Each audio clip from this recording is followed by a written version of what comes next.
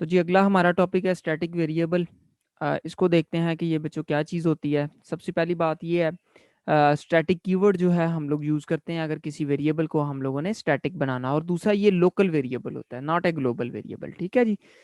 To increase life time of variable, हम लोग variable का जो लाइफ टाइम है उसको बढ़ाने के लिए, बच्चों ग्लोबल वेरिएबल का तो वैसे ही लाइफ टाइम जो है वो पूरे प्रोग्राम के दौरान होता है, लेकिन जो लोकल वेरिएबल होता है जो कि किसी फंक्शन के अंदर हम लोग उसको बना रहे हैं वेरिएबल को, उसका लाइफ टाइम कब स्टार्ट होता है? जब आपने फंक्शन को कॉल किया है और जब आप लोगों का फंक्शन खत्म हुआ है, दैट्स फिनिश, उस वेरिएबल का काम खत्म हो गया। ठीक है जी, उसका लाइफ टाइम यही है बस।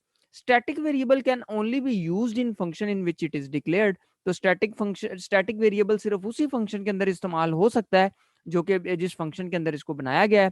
Scope is similar to local variable, जैसे लोकल वेरिएबल का स्कोप होता है कि वो जिस जगह पे उसको डिक्लेयर किया गया उसी के अंदर उसको एक्सेस किया जा सकता है। सो that's why static variable can only B accessed with in the function in which it is declared.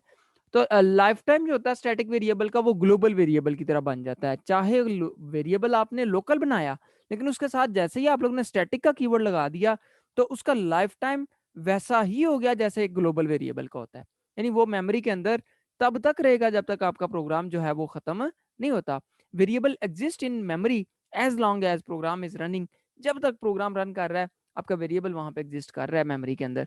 On termination of the program variable destroys, जैसे ही आप लोग उसका प्रोग्राम को वेरिएबल उसको सॉरी प्रोग्राम को आप टर्मिनेट करते हैं तो जो वेरिएबल है वो डिस्ट्रॉय हो जाता है।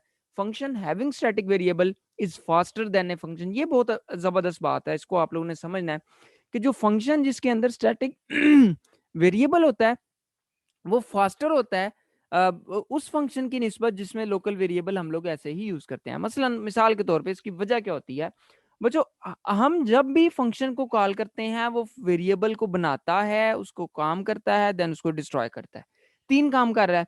लेकिन जब हम लोग स्टैटिक कह देते हैं तो पहली दफा जब भी फंक्शन कॉल होगा पहली दफा तो उसको क्रिएट वो कर देगा, दूसरी दफा उसको जब कॉल करेंगे फंक्शन को तो उसका ऑलरेडी वो वेरिएबल बना हुआ है, क्योंकि वो उसकी तो लाइफ टाइम इतनी है कि जब तक प्रोग्राम आपका रन कर रहा है तब तक वो रहेगा उसके अंदर मेमोरी के अंदर।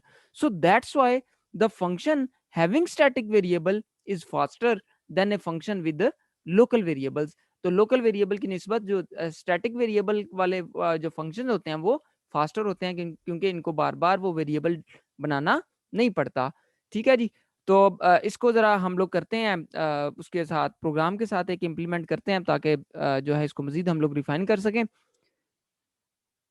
यहाँ पे आपको उसको बिल्कुल पुरानी एग्जांपल ही इसको मैं यूज़ कर रहा हूँ। तो यहाँ पे अगर देखें तो मैं इसको ये मेरे पास एक चंद वेरिएबल हैं। ठीक है जी।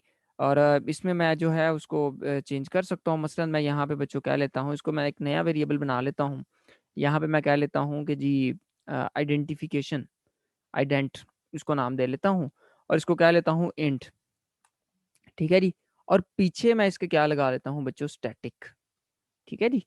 So this is static int ident. इसका मतलब ये है कि जो आइडेंट वेरिएबल है ना ये स्टैटिक बन चुका है। ठीक है जी। और इसका जो लाइफ टाइम है वो उतना ही है जितना किसी भी ग्लोबल वेरिएबल का होता है। तो इसका ये आपके पास जो है जब तक प्रोग्राम आपका एंड नहीं होगा तब तक ये आइडेंट जो है कीवर्ड वो रहेगा। तो वैसे इसके प्रोग्राम की एग्जीक्यूशन के अंदर इसके फर्क नहीं पड़ता, यानी ज़ाहरी तौर पे आपको नज़र कुछ नहीं आएगा वो फर्क उसका। लेकिन बच्चों जो अंदर मेमोरी के अंदर है वो डिफरेंस ये आएगा कि जब तक अभी तक ये प्रोग्राम चल रहा है ना ये उसके अंदर अभी भी मौजूद है। ठीक है, जैसे ही आप लोग प्रोग्राम को टर्मिनेट करते हैं तो वो जो वेरिएबल है वो फिर मेमोरी से डिस्ट्रॉय होता है। This is how the static variable works. ठीक है जी। और ये जो फंक्शन है ये वाला टर्न ऑन वाला फंक्शन ये ज्यादा फास्टर होगा as compare to other turn on function, क्योंकि इसको बार बार ये स्टैटिक इंट आइडेंट का जो वेरिएबल है इसको बार बार बनाना नहीं पड़ेगा। सो बच्चों ये मुझे उम्मीद है कि आप लोगों को स्टैटिक वेरिएबल की कॉन्सेप्ट की समझ आई होगी। उसको कोड करना भी आप लोगों ने जो है वो समझ लिया होगा किस तरीके से आप कोड करते हैं। तो अब आगे बढ़ते हैं, हमारा जो अगला टॉपिक है उसको उसकी तरफ जाते हैं। और अगला टॉपिक जो है हमारा वो बच्चों है रजिस्टर वेरिएबल। ठीक है जी, जैसे हमारे पास ये इस वक्त आपके सामने है रजिस्टर वेरिएबल्स क्या होते हैं, ये हमारा इस वीक का आखिरी टॉपिक है। ठीक है जी। और इसको जरा गौर से समझिएगा। Variable declared with register keyword हम ऐसा जो वेरिएबल जिसको हम लोग रजिस्टर कीवर्ड के साथ उसको डिक्लेयर करते हैं इज कॉल्ड रजिस्टर वेरिएबल, उसको हम लोग रजिस्टर वेरिएबल कहते हैं। और जो वैल्यू ऑफ वेरिएबल है वो स्टोर होती है रजिस्टर के अंदर। This is the difference. पहले हमारी जो वैल्यू थी वो रैम के अंदर जो है वो वेरिएबल जो है वो स्टोर हो रहा था, लेकिन अब जो हमारे पास वेरिएबल है वो जाके रजिस्टर्स के अंदर जो है वो स्टोर हो रहा है। और आपको पता है हम लोगों ने आईसीटी के अंदर ये चीज पढ़ी थी कि रजिस्टर जो है वो हमेशा फास्टर होता है as compare to RAM. So that's why this variable working of this variable will be fast as compared to the other variable that are being stored on RAM, जो कि स्टोर हो रहे हैं रैम के ऊपर। Value stored in register can be accessed faster than value stored in RAM. तो यही बात हम लोग इसमें समझना चाह रहे थे। और इसको ज़रा हम लोग इसकी भी सीख लेते हैं किस तरीके से इसको कोड करना है। तो मैं यहाँ पे आप लोगों को बच्चों वो शेयर करता हूँ जी, इसको किस तरीके से आप लोगों ने कोडिंग के अंदर किस तरीके से इसको लेके जाना है।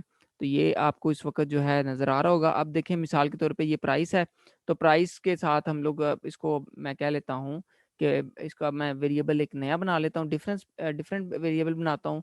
ये बल्क प्राइसेस का नाम रख दिया और मैंने इसको इसकी इंटीजर टाइप है और उसके बाद मैं पीछे लिख देता हूँ रजिस्टर। ठीक होगा बच्चों, देखें उसका कलर भी डार्क हो गया है। तो दैट ये जो पर्टिकुलर वेरिएबल है ना बच्चों, ये रजिस्टर के अंदर स्टोर होगा। Register is a type of memory that is faster than RAM.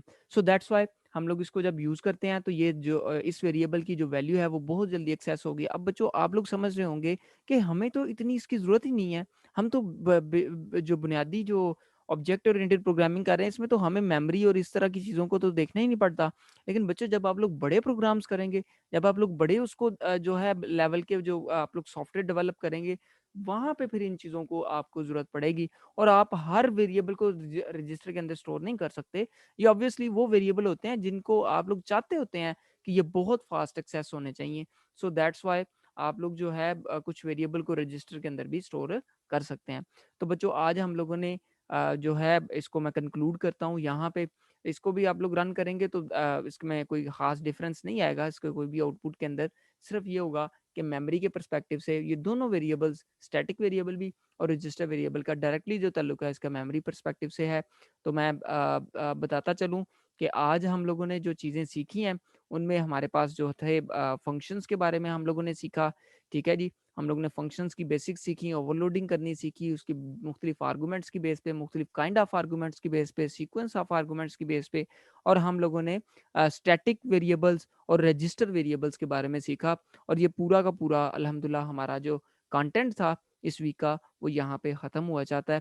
और अब इसके आपको मैं टास्क जो है वो सेंड करूँगा और इसके जो है आप लोगों ने इसको तैयार करना है। अगर बच्चों किसी के फंक्शंस के अंदर स्टिल उसकी जो है इतनी ग्रिप नहीं है तो मैं उसको सजेस्ट करूँगा, प्रोग्रामिंग फंडामेंटल के अंदर फंक्शंस को बहुत ज़्यादा डिटेल में डिस्कस किया गया। उसके function by call by value और कॉल बाय रेफरेंसेस, इस तरीके से उसके अंदर काफ़ी ज़्यादा चीज़ों को हम लोगों ने इम्प्लीमेंट किया था। तो मैं आपको सजेस्ट करूँगा आप उसको भी देखें और ये भी चीज़ जो है आप इसमें शामिल करें। तो इंशाल्लाह हम जो है वो इसको इसी में से हमारा क्विज़ भी होगा। ठीक है जी? और इसी में से आप लोगों को अभी जो है वो टास्क भी दिए जाएँगे। तो यहाँ तक अगर आपका कोई सवाल है तो प्लीज़ यू कैन आस्क।